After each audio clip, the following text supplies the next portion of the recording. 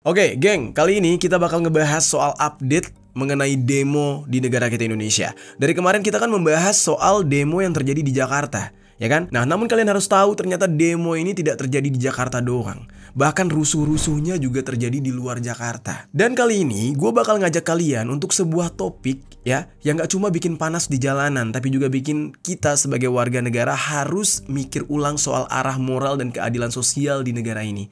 Kenapa gue bilang ini penting ya? Karena ini bukan cuma soal angka gaji DPR, tapi juga soal bagaimana keputusan segelintir elit politik bisa memicu gelombang kemarahan publik dari Sabang sampai Merauke.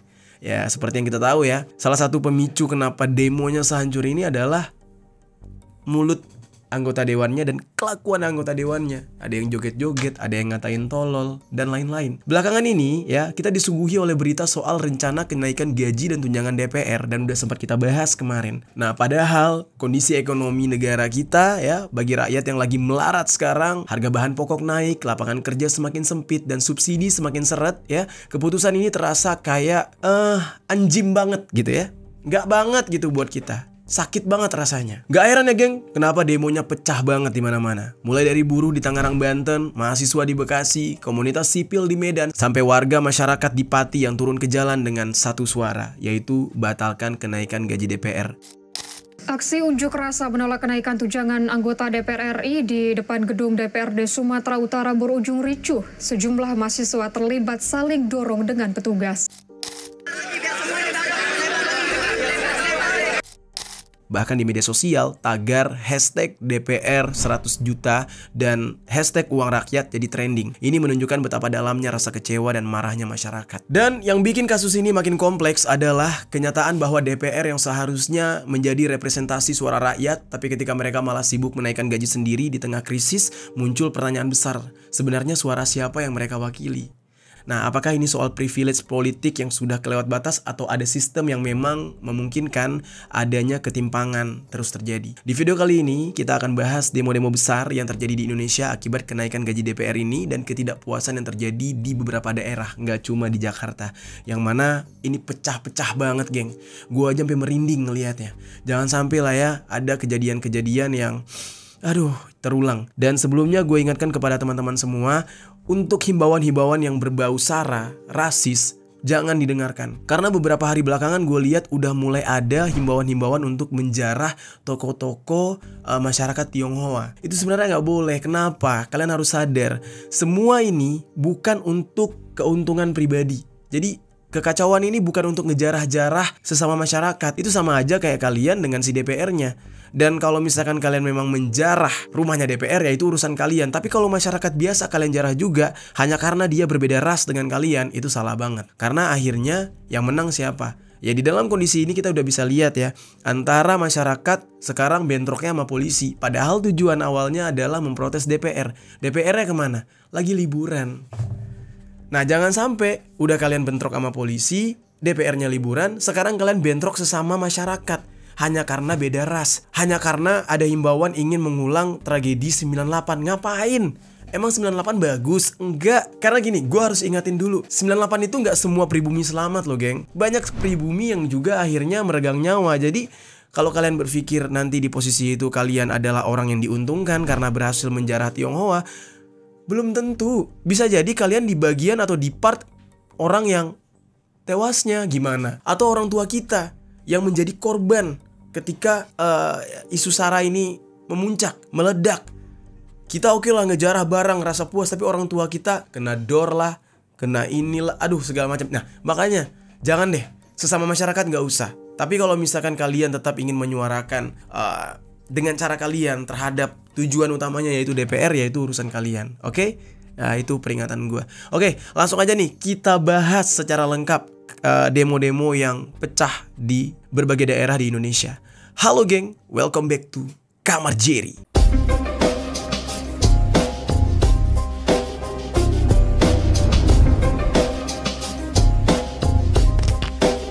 Geng. Oke, untuk pembahasan pertama kita akan bahas dulu kejadian yang terjadi di Medan.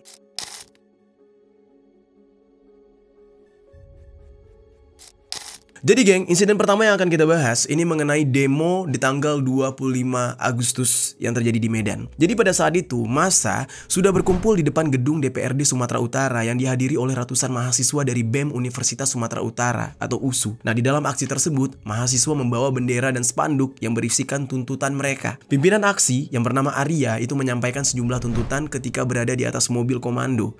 Dan tuntutan tersebut terutama perihal kenaikan gaji dan tunjangan tinggi yang didapatkan oleh anggota DPR, padahal masih banyak rakyat yang merasakan kelaparan, berada di dalam jurang kemiskinan apalagi, dan hidup tidak layak. Banyak masyarakat yang masih berjuang untuk menghidupi keluarga mereka dan malah DPR yang mendapatkan nikmatnya. Banyak mahasiswa di saat itu belum bisa membayar uang kuliah yang setiap tahunnya semakin mahal. Tapi di sisi lain ya, DPR ini justru memperkaya diri sendiri padahal mereka disebut sebagai wakil rakyat, tapi sama sekali tidak menunjukkan keberpihakannya kepada rakyat.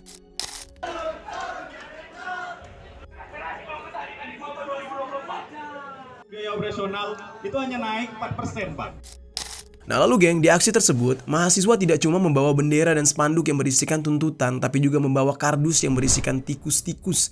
Selain itu, di dalam kardus yang mereka bawa juga ada beberapa stiker partai politik yang diberi tulisan tikus kantor. Nah kemudian mahasiswa juga membakar ban dan terjadi insiden saling dorong dengan aparat kepolisian yang dilanjutkan dengan aksi pelemparan botol bekas ke arah aparat. Massa yang sudah marah pada saat itu berhasil merobohkan pagar utama gedung DPRD yang membuat suasana tambah panas. Dikabarkan juga ada seorang jurnalis dari salah satu media yang dilaporkan menjadi korban salah tangkap oleh aparat, bahkan sempat mendapatkan perlakuan agresif di dalam kekacauan itu.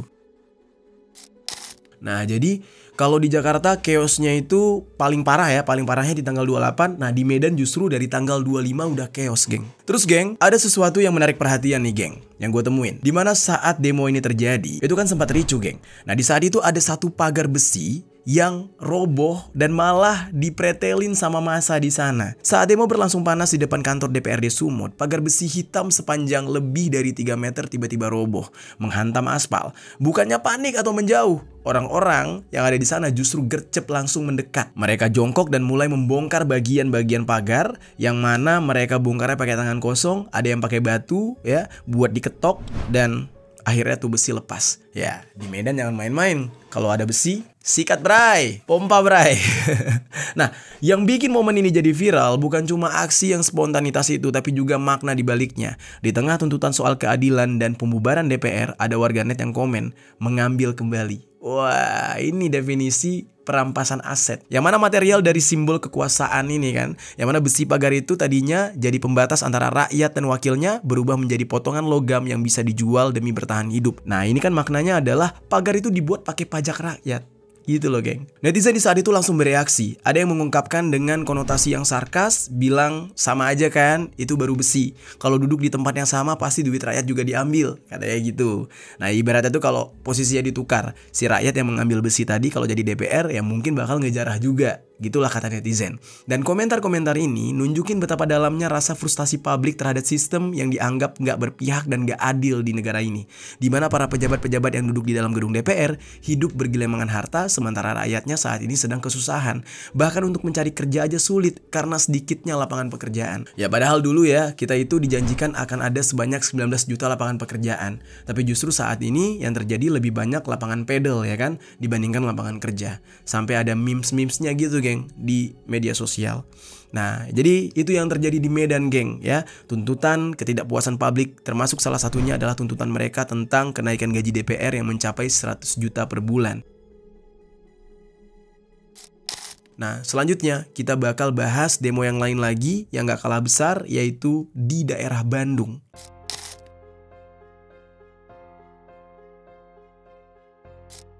Jadi geng, selanjutnya adalah demo di Bandung, di mana ini terjadi pada tanggal 29 Agustus 2025, dimana di saat itu ya kota yang biasa dijuluki dengan kota kembang ini berubah menjadi medan protes ketika ribuan massa turun ke jalan menuntut keadilan atas meninggalnya Afan Kurniawan yang sempat kita bahas kemarin, yaitu pengemudi ojek online yang tewas ya terlindas kendaraan taktis Brimob saat demonstrasi di Jakarta.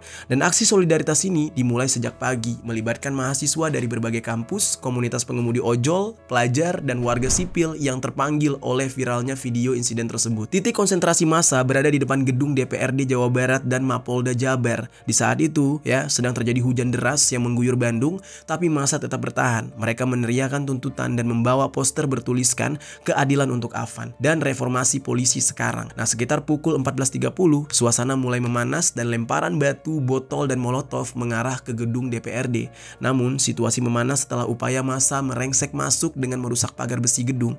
Aparat menembakkan gas air mata hingga massa tercerai-berai ke sejumlah titik di Jalan Diponegoro, Cilamaya, dan Trunojoyo. Kericuhan semakin meluas, puncaknya saat itu unit rumah aset milik MPR RI yang berada di persimpangan Jalan Diponegoro dan Cilamaya hangus terbakar setelah dilempari batu dan dirusak massa yang kebanyakan berbaju hitam di saat itu. Massa yang merasa nggak puas ya, selanjutnya membakar ban serta sebuah sepeda motor. Di saat itu ada videotron, pagar, dan pos pengamanan ikut menjadi sasaran. Nah, terus juga ada aksi perusakan mobil dinas dan beberapa fasilitas umum lain yang tidak luput dari amukan. Beruntungnya di saat itu tidak ada korban jiwa di dalam kejadian tersebut. Namun asap hitam pekat sempat mengepul dari rumah peninggalan era Wakil Gubernur Jawa Barat di masa Gubernur Nuriana saat itu. 3 tuntutan utama disuarakan oleh massa, yaitu pengusutan transparan kasus Afan oleh lembaga independen, sanksi tegas terhadap oknum BRIMOB yang terlibat, serta reformasi institusi kepolisian. Di tengah tekanan publik, Kapolri Jenderal Listio Sigit Prabowo menyampaikan permintaan maaf dan memerintahkan Propam untuk melakukan investigasi internal. Dan di saat itu, geng, elemen masyarakat yang terdiri dari mahasiswa seperti dari Unpad, UIN Sunan Gunung Jati Bandung, Universitas Muhammadiyah Bandung, dengan pengemudi ojol, pelajar, warga umum, semuanya bergabung. Dan selain itu, ada yang mencuri perhatian banyak orang nih, geng, yaitu munculnya Gubernur Jawa Barat, yaitu Pak Deddy Mulyadi. Jadi sekitar pukul 19.50 malam tiba dia di depan gedung DPRD Jawa Barat sambil mengenakan pakaian sederhana dan tanpa podium. Tidak ada barikade dan tidak ada jarak. Dia benar-benar berdiri di tengah kerumunan menyapa demonstran yang sedang marah, kecewa, dan lelah. Nah, kehadiran dia di saat itu bukan tanpa resiko. Lemparan benda dari arah massa sempat kena ke dia.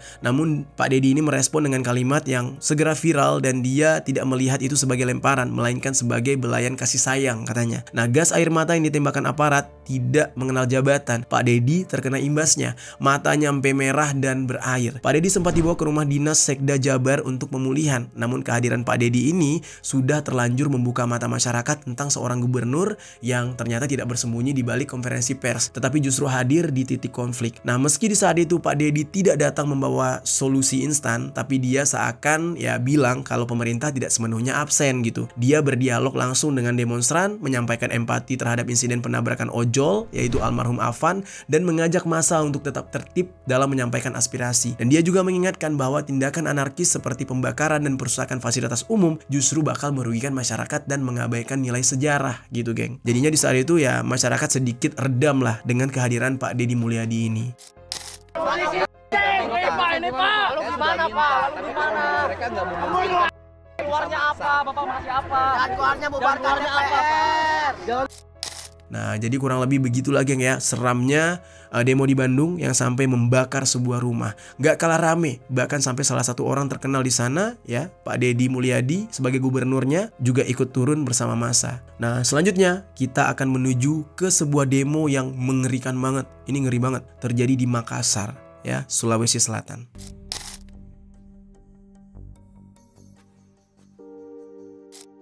Nah, demo di Makassar ini terjadi di tanggal 29 Agustus 2025, yang mana ini menjadi saksi dari salah satu demonstrasi paling brutal dalam gejolak demo Indonesia saat ini. Ya, kalau kalian bandingkan dengan Jakarta baru-baru ini, ya memang yang baru-baru ini tuh brutal banget ya, yang kemarin ya. Tapi yang mengawali kebrutalannya itu adalah di Makassar ini. Yang mana aksi solidaritas atas meninggalnya Afan Kurniawan, pengemudi ojek online yang meninggal dunia di dalam insiden dengan kendaraan taktis BRIMOB di Jakarta, ini berubah menjadi ledakan kemarahan publik yang menewaskan 3 orang dan melumpuhkan pusat pemerintahan lokal. Nah, jujur ya, geng, gue nggak bisa memastikan 3 orang apa 4 orang yang meninggal, tapi dari beberapa informasi ada yang bilang 3 orang.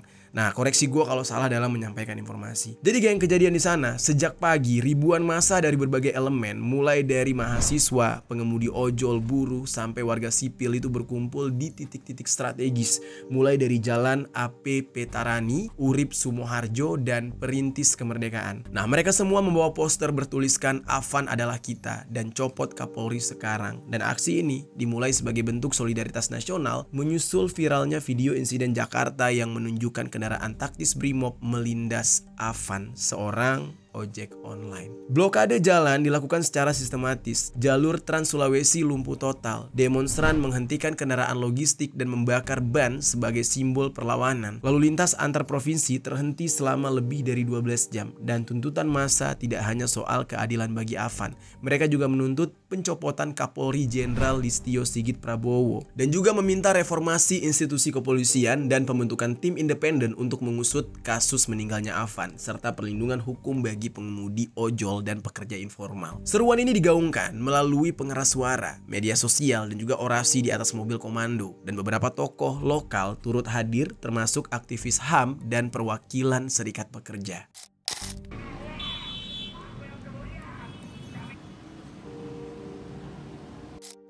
Terus geng, menjelang pukul 8:30 malam waktu Indonesia bagian tengah, situasi mulai tidak terkendali. Sekelompok massa yang terpisah dari barisan utama itu mulai melempari pos polisi di persimpangan Petarani dan Sultan Alauddin. Tidak lama kemudian, pos tersebut dibakar. Api menjalar cepat dan aparat tidak terlihat di lokasi. Sekitar pukul 10:45, massa bergerak ke gedung DPRD Makassar dan terjadilah bentrokan kecil antara demonstran dan petugas keamanan internal. Massa berhasil mendobrak pagar dan masuk ke halaman gedung. Beberapa kendaraan dinas milik ASN dan pejabat DPRD itu dibakar. Puncaknya terjadi pada pukul 11:15 malam ketika api mulai melalap lantai bawah gedung DPRD, di mana di dalam gedung itu terdapat sejumlah ASN yang masih bekerja, termasuk dengan staf fraksi dan seorang fotografer internal.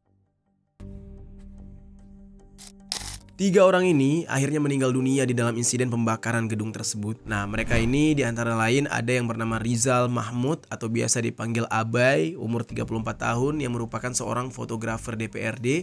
Diketahui dia meninggal dunia akibat terjebak di lantai 2 saat api membesar. Selanjutnya ada Nur Hayati, umur 29 tahun dan merupakan staf fraksi salah satu partai. Ditemukan meninggal di tangga darurat dengan luka bakar yang berat. Dan yang terakhir ada Ardiansyah, umur 41 tahun, sebagai pegawai bagian umum. Dia ini dilaporkan melompat dari lantai 4 dan meninggal dunia di rumah sakit akibat cedera kepala. Itu mengalami luka berat, termasuk 2 petugas pemadam kebakaran yang terkena lemparan batu saat mencoba masuk ke lokasi.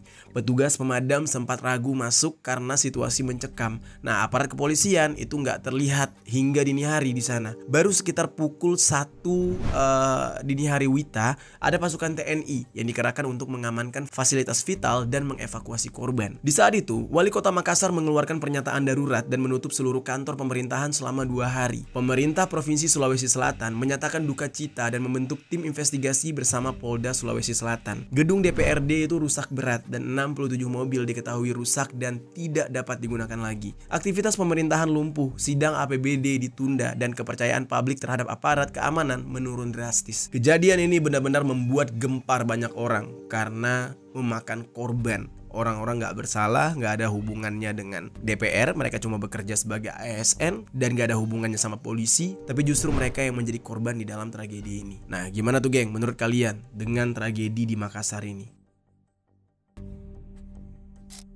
Oke, sekarang kita akan beralih ke tragedi di daerah lain, yaitu demo yang terjadi di daerah istimewa Yogyakarta.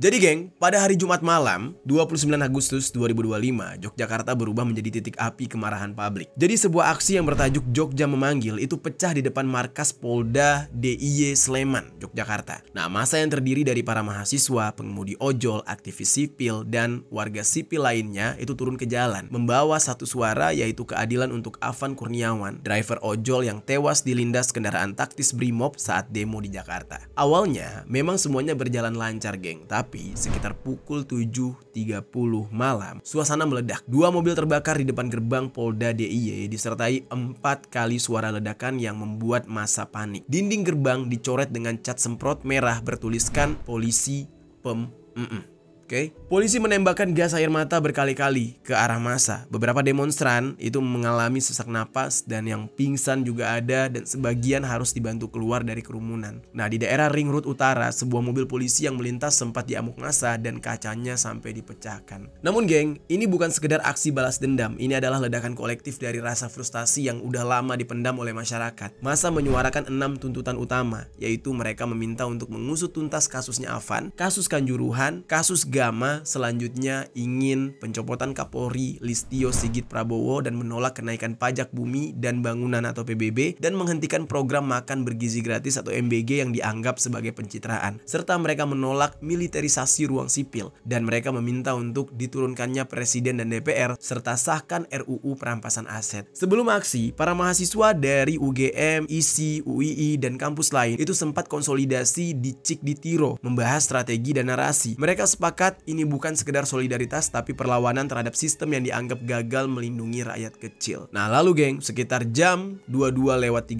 malam, di tengah kepulan asap gas air mata dan suara ledakan yang belum sepenuhnya reda, sebuah mobil berplat AB10HBX perlahan-lahan menerobos kerumunan massa di depan gerbang Polda DIY. Di dalamnya duduk sosok yang tidak asing bagi warga Jogja, yaitu Sri Sultan Hamengkubuwono X atau X, didampingi dua putrinya, Gusti Kanjeng Ratu Condro Kirono dan juga Gusti Kanjeng Ratu Hayu, serta sejumlah pejabat Pemda DIY. Massa yang semulanya tegang dan terpecah oleh bentrokan spontan membuka jalan karena ini adalah orang yang dihormati dan disegani di sana.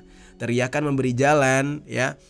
Teriakannya itu kata-kata gini, iki sing duwe Jogja teko, atau artinya kurang lebih ya, beri jalan yang punya Jogja datang. Nah, suara ini menggema di sebuah seruan yang bukan sekedar pengakuan atas status monarki, tetapi ekspresi harapan bahwa pemimpin mereka hadir bukan untuk menonton, melainkan untuk mendengar. Tanpa pengawalan khusus, Sultan melangkah masuk ke dalam Mapolda. Di sana dia bertemu langsung dengan Kapolda DIY, Bupati Sleman, dan pejabat keamanan lain. Sultan memantau situasi lewat rekaman CCTV dan menyaksikan sendiri bagaimana gas air mata ditembakkan. Massa berhamburan dan 2 mobil terbakar di halaman markas. Sebelum menemui peserta aksi, Sultan lebih dahulu bertemu dengan Kapolda DIY yaitu Irjen Pol Anggoro Sukartono. Nah, beliau kemudian meminta 8 pendemo yang sempat diamankan aparat untuk dibebaskan. Saat itu beliau bilang bahwa beliau sudah berbicara dengan Bapak Kapolda. Bersama beliau juga ada 8 orang yang diamankan, semua sekaligus itu adalah teman-teman mereka. Kata Sultan Hamengkubuwono X ini, dia berharap pembebasan 8 orang tersebut dapat membuka ruang dialog berkelanjutan antara pemerintah, kepolisian, dan masyarakat. Dan dia juga menyatakan siap menjadi penghubung aspirasi warga ke pemerintah pusat. Nah, jadi di Jogja itu ada part di mana tensinya tinggi banget, emosi parah, tapi ketika Sri Sultan Hamengkubuwono-nya datang, mereka masyarakatnya meredam karena yang berbicara adalah orang yang mereka hormati dan mereka hargai. Oke, selanjutnya kita akan membahas yang terjadi di Banten nih, geng, yaitu demo tentang DPR ini juga.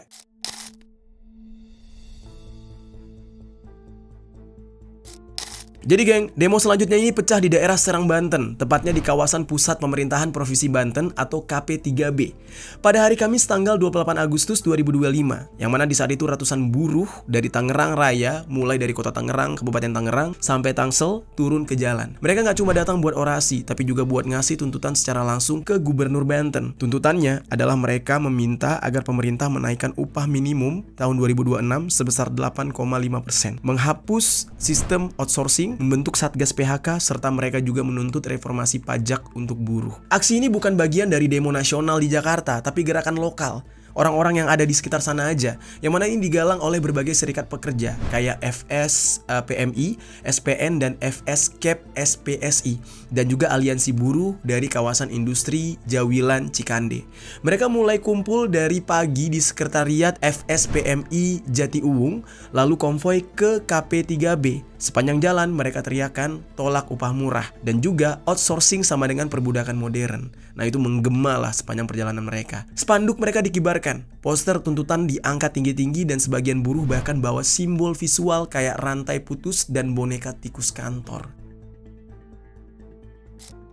Terus geng, Ketua DPW FSPMI Banten yang bernama Tukimin menyatakan bahwa aksi ini adalah gerakan lokal untuk mendesak Gubernur Banten agar menandatangani surat rekomendasi kenaikan upah pekerja tahun depan sebesar 8,5%. Seruan aksi ini merupakan bagian dari rangkaian tuntutan lebih besar yang mencakup penghapusan outsourcing, pembentukan Satgas PHK, reformasi pajak atau PTKP, THR, dan juga JHT, serta mendesak pengesahan RUU Ketenagakerjaan, RUU Perampasan Aset, dan revisi RUU Pemilu. Mereka menyebutkan gerakan nasional ini sebagai hostum atau hapus outsourcing, tolak upah murah. Mereka juga membawa tuntutan yang gak main-main. Selain kenaikan upah dan penghapusan outsourcing, buruh juga minta dibentuknya Satgas PHK untuk mengawasi pemutusan kerja sepihak, reformasi pajak seperti PTKP dinaikkan jadi 7,5 juta per bulan, dan selanjutnya hapus pajak atas pesangon, THR, dan JHT. Dan juga yang terakhir, mereka juga minta untuk pengesahan RUU Ketenagakerjaan yang non-omnibus law,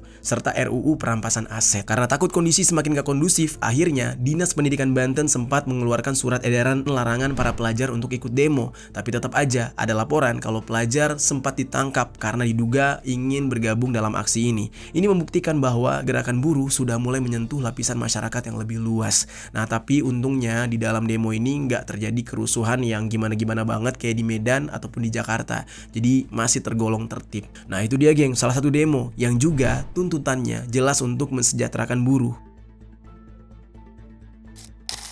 Nah, itu dia geng, pembahasan kita kali ini mengenai beberapa demo yang belakangan terjadi ya, yang masih banyak banget daerah-daerah tersebut seperti Surabaya, Manahan, Solo, dan masih banyak lagi. Tapi nggak mungkin gue ceritakan satu-satu. Gimana menurut kalian geng tentang kejadian ini di negara kita? Coba tinggalkan komentar di bawah.